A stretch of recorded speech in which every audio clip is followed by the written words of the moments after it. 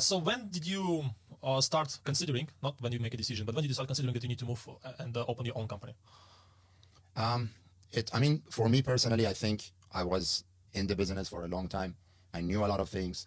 I had made my relationships. I had led teams. I knew I was ready to kind of come out and start something. So it's not simple. It's not like, many people decide to open up a company because they're like, if I'm making this amount of commission from the current company that I'm in, I'd rather go and open my own company and make 100%. They think it's simple. So I think this is not a reason to open a company. You got to think like a few years down the line, what you want to achieve, what's your end goal. And for me, it was clear. I like to run a team. I like to have expansion. That's kind of, a little bit of who I am. So what would be your advice to an agent who is thinking to open a company because he wants to take full commission?